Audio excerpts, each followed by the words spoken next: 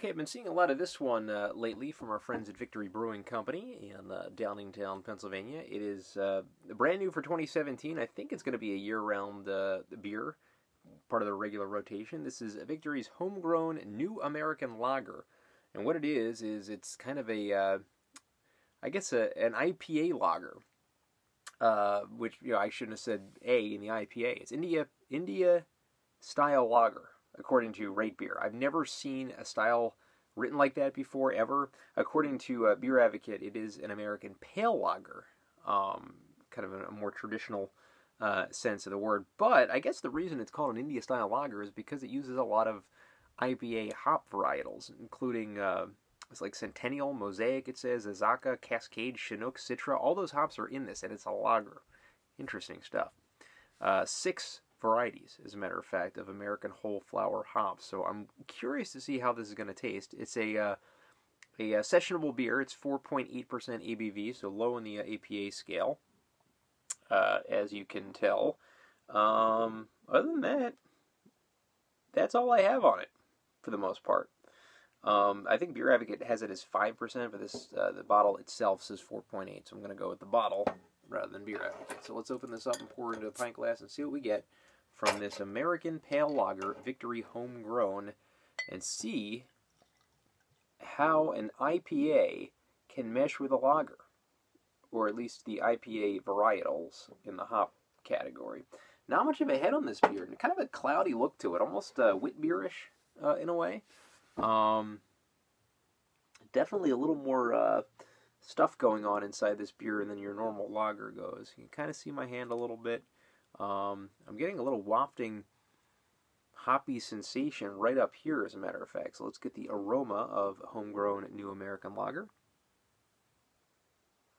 It smells like a very effervescent, flowery IPA. Almost to a T. Very, very hoppy smell to this beer. So, a very good smell, though. But then again, just very hoppy. Not getting a lagery kind of sense from this. Is why I'm wondering why or how these two can mesh. So let's get the taste now of homegrown New American Lager.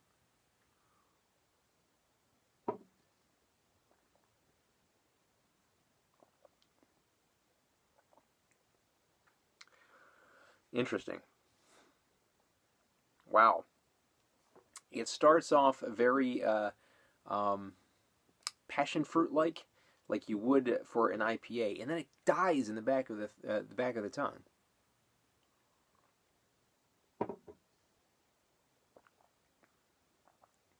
You think you're just going to get this hot bomb in the back of your throat, but it's almost like you are finishing it off with a lager. Very, very smooth, kind of mellow kind of taste in the back. Not really a bite, but I am getting a little bit of a bite now on the tongue.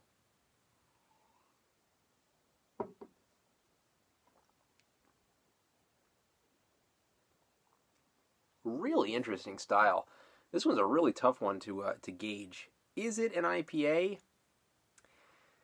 It tastes like a very subdued IPA. It's only 4.8 ABV.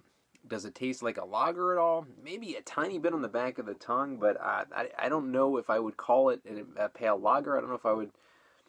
Maybe this India-style lager category is something that it would have to fall into, because it really doesn't taste all the way. I would say it tastes about 90% IPA, like soft, sippable, or drinkable IPA, sessionable IPA, and probably about 10% lager.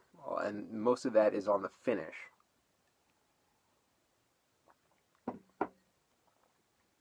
But it's a good beer. I mean, it really, I like what they did. Maybe a little bit of a watered down taste at the finish, I'm just noticing right now. I'm going to go ahead and give Homegrown New American Lager from Victory a 7.5 out of 10. Weird kind of look to it as far as the cloudiness of it goes. Not quite all the way there. The scent is really good. It tastes a lot like, or smells a lot like an IPA. But the taste is strange. I mean, it starts out like an IPA and finishes a little more non-taste filled. But a decent effort, and I like kind of how they went outside the box for this one. So 7.5 out of 10 for a Victory Homegrown New American Lager. Thank you.